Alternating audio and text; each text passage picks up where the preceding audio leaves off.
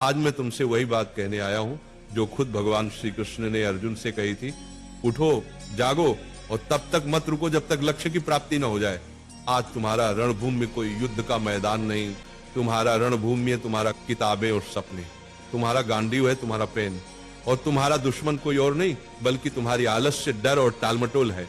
क्यों पढ़ाई से भागते हो? जरा सोचो, जब भी किताब खोलते हो नींद क्यों आती है? क्यों मोबाइल उठाते ही दिमाग तेज हो जाता है लेकिन किताब खोलते ही भारी लगने लगता है? क्योंकि तुम्हारा मन आसान रास्ता चुनता है। मन हमेशा कहेगा चलो बाद में पढ़ लेंगे, अभी आराम कर लो। लेकिन गीता कहती है आत्मा ही मनुष्य का मित्र है और आत्मा ही मनुष्य का शत्रु है। मतलब क्या?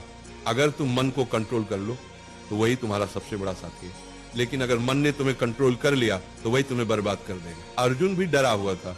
उसने कहा, हे माधव, मैं नहीं लड़ सकता, मेरा मन विचलित है। श्री कृष्ण ने कहा, हे पार्थ, उठो, तुम्हारा कर्तव्य युद्ध करना है और युद्ध से भागना अधर्म है। अब सोचो, अर्जुन को कुरुक्षेत्र का युद्ध जीतना था और तुम्हें अपनी पढ़ाई का युद्ध जीतना है। अर्जुन अगर मैदान से भागता तो इतिहास उसे कायर के रूप में याद करता। अगर तुम पढ़ाई से भागते हो तो आने वाली पीढ़ियां तुम्हें हारने वाले के रूप में जानेंगी। गीता का सबसे बड़ा संदेश है, कर्म करो, फल की चिंता मत करो। आज अगर तुम 5 घंटे पढ़ते हो तो तुरंत रिजल्ट नहीं दिखेगा, लेकिन ये मत सोचो कि मेहनत बेकार जा रही है। हर दिन का पसीना, हर दिन की पढ़ाई तुम्हारे अंदर ज्ञान और आत्मविश्वास का पहाड़ खड़ा कर रही है। फल अपने समय पर आएगा और जब आएगा तो दुनिया तुम्हारे कदम चूमेगी।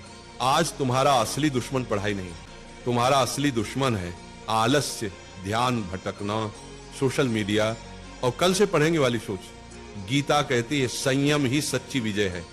अगर तुम अपने दिमाग को मोबाइल से हटाकर किताबों पर टिकाना सीख गए तो तुम वही विद्यार्थी बन जाओगे जिसे देखकर लोग कहेंगे ये लड़का भगवान की दी हुई मिसाल है।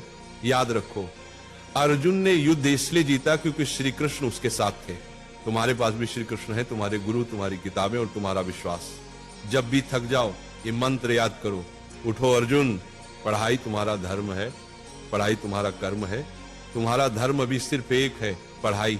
बाकी सब इंतजार कर सकता है लेकिन समय नहीं। वक्त निकल गया तो कोई गुरु तुम्हें नहीं बचा पाएगा। अर्जुन ने मैदान में खड़े होकर कहा था, हे माधव, अब मैं तैयार हूं, अब मैं अपने धर्म का पालन करूंगा।